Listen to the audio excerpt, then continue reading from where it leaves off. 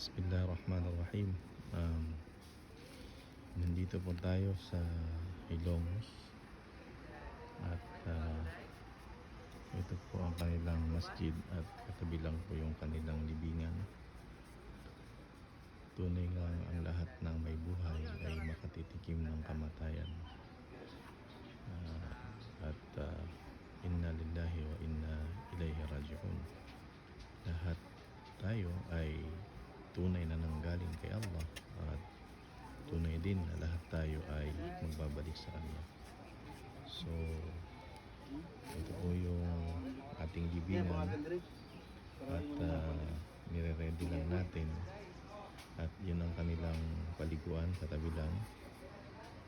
Ito po yung libingan ng mga Muslim dito sa Ilongos, Leyte.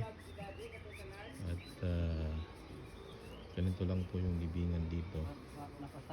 Wala pong mga dekorasyon, wala pong mga arte-arte kung ano-ano. Yan lamang po mga kapatid.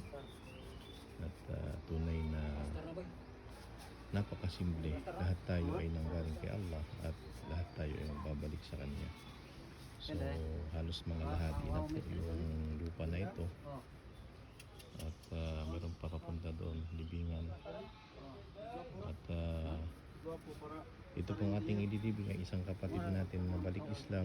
Galing po ito ng Saudi Arabia. Buhay pa siya noong sinundo sa Saudi Arabia, may sakit na. Ngunit nung siya ay patawid na doon sa galing sa Maynila, sinundo siya sa airport, diretso sa papunta na sana dito, ay doon mismo sa pagtawid sa Matnog ay kinuha na siya ni Allah subhanahu wa ta'ala. At dahil siya lang ang nag-iisang Muslim sa pamilya niya, at kahit papano ay pumayag po yung kanyang pamilya, ilibing siya sa libingan ng mga Muslim, alhamdulillah. So inshallah idilibing po natin, hugasan po muna natin at saka natin dito ilibing yung kapatid natin inshallah.